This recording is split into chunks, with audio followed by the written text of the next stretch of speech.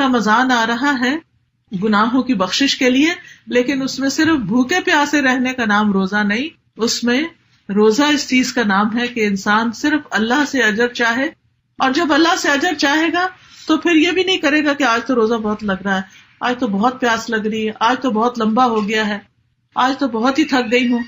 اس طرح کی باتیں بھی کر کر کے دوسروں کو بور نہیں کرنا اور اپنا اجر نہیں گنوانا. کوئی پوچھے بھی کیسا جا رہا ہے تو کہے الحمدللہ، اللہ کا شکر ہے، کیونکہ اگر رکھنے کی توفیق ہو گئی ہے تو اسی پر الحمدللہ. اب ظاہر ہے کہ بھوک پیاس اپنی جگہ ہوتی ہے، لیکن اگر ہم اس کا تذکرہ کرنا شروع کر دیں تو وہ اور زیادہ بڑھ جاتی ہے، اس میں اور اضافہ ہو جاتا ہے.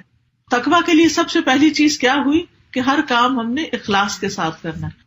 تو رمضان میں جتنی بھی نیکیاں کرنی ہے وہ صرف اللہ کی خاطر کرنی ہے، ان کا تذکرہ نہیں کرنا، چرچا نہیں کرنا، شہرت نہیں کرنی، لوگوں کے سامنے بڑا بن کے نہیں دکھانا، بلکہ خاموشی کے ساتھ اپنی عبادت کرنی ہے.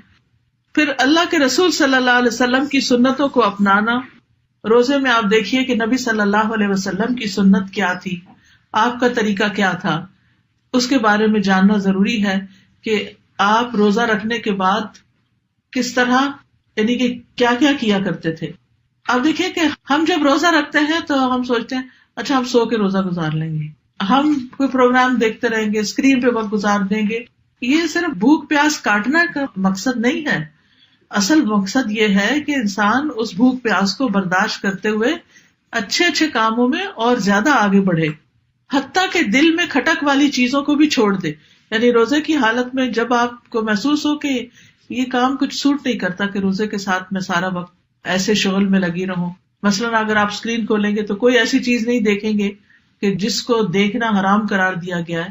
مثلاً کسی مرد یا عورت کا جو ستر ہے، چھپانے والا حصہ ہے، اس کو دیکھنا حرام ہے، یہ آنکھوں کا زنا ہوتا ہے.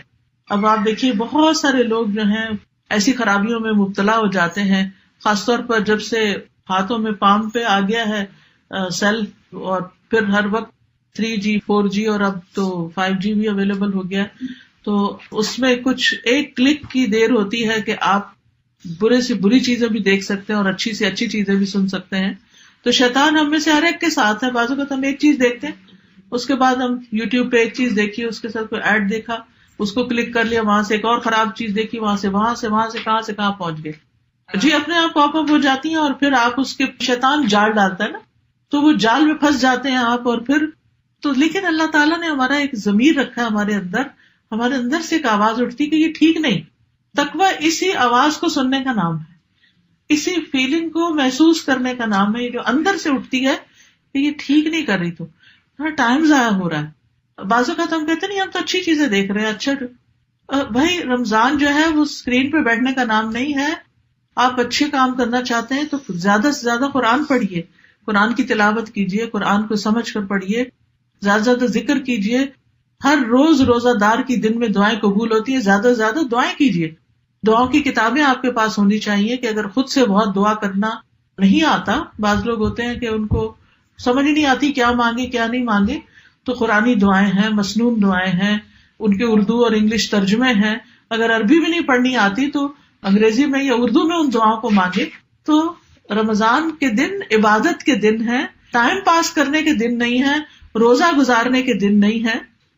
پھر اسی طرح روزے کی حالت میں بہت باتیں کرنے سے بچنا ہے.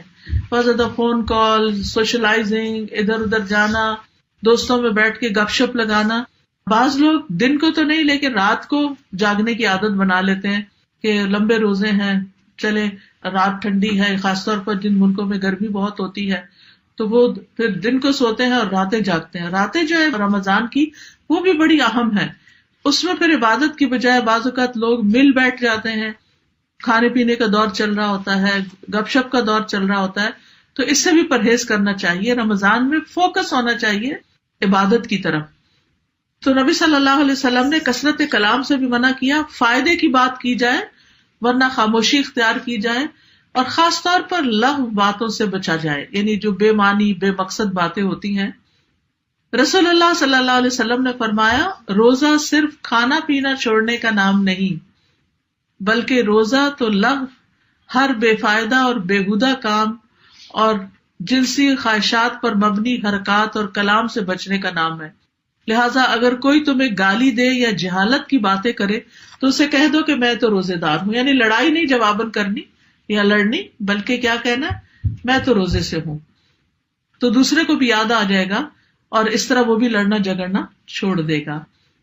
پھر فحش گوئی اور بد کلامی، گالی گلوچ، ایسی ڈانٹ ڈپٹ کہ جو انسان کے اخلاق کے منافی ہو، اس سے بھی بچنا چاہیے.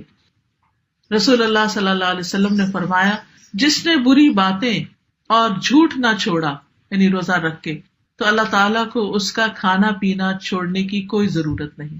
یعنی اللہ تعالیٰ یہ نہیں دیکھتا کہ کون کون بھوکا ہے، وہ یہ دیکھتا ہے کہ کس نے اپنی زبان کی حفاظت کی ہے، اپنے دل کی حفاظت کی ہے، اپنے اخلاق کو بہتر بنائے. کیونکہ جیسے میں نے شروع میں عرض کیا تھا کہ رمضان کی آمد کا ایک مقصد ہے. اللہ نے جو رمضان کے روزے ہم پہ فرض کیے، اس کے پیچھے کوئی مقصد ہے، اور مقصد کیا ہے؟ سیلف امپروومنٹ، کہ ہمارے اندر تقویٰ آئے اور ہم پہلے سے بہتر انسان بن جائیں اور ہماری ایک تھورو کلینزنگ ہو جائے ہر اعتبار سے. پھر امام راغب کہتے ہیں کہ تقویٰ سے مراد نفس کی حفاظت ایک ایسی چیز سے کرنا ہے جو گناہ میں ڈالتی ہو. یعنی ہر وہ دروازہ جس سے انسان گناہ کی طرف جاتا ہے اس کو بند کر دینا ہے. جیسے شروع میں عرض کیا میں نے کہ آپ اپنے یعنی کہ ویب سرفنگ میں یا یوٹیوب پر اپنے اوپر خوب چیک رکھیں کہ کوئی اچھی چیز سنتے سنتے کسی اور چیز پہ اٹک نہ جائیں. پھر غافل کر دینے والی چیزوں سے بچنا ہے، یعنی وہ کام اور وہ چیزیں کہ جو ہماری عبادت میں، نماز میں، روزے میں خلل ڈالے، ان سے بچنا ہے. 3 چیزیں ذہن میں رکھنی ہیں کہ سارے جنت کے دروازے کھلے ہیں. اگر اس مہینے میں اگر اللہ مجھ کو اٹھا لیتا ہے، یا یہ ہے کہ میں اچھے کام کرتی ہوں تو جنت ویلکم کرنے والی ہوگی، اور جنت کے دروازے بند ہیں تو مجھے بھی کوئی ایسا کام نہیں کرنا کہ وہ دروازہ کھلے. اور پھر تیسری چیز یہ ہے کہ اس امید پہ روزے رکھنا کہ اللہ مجھے آگ سے آزاد کرے. پھر دعاؤں کی قبولیت کا مہینہ ہے، دعائیں خوب کرنی ہے. پھر خصوصاً افطار کے وقت جہنم سے آزادی کا موقع ہے. جابر رضی اللہ عنہ سے مروی ہے کہ رسول اللہ صلی اللہ علیہ وسلم نے فرمایا، یقیناً اللہ تعالیٰ ہر افطاری کے وقت لوگوں کو جہنم سے آزاد کرتے ہیں.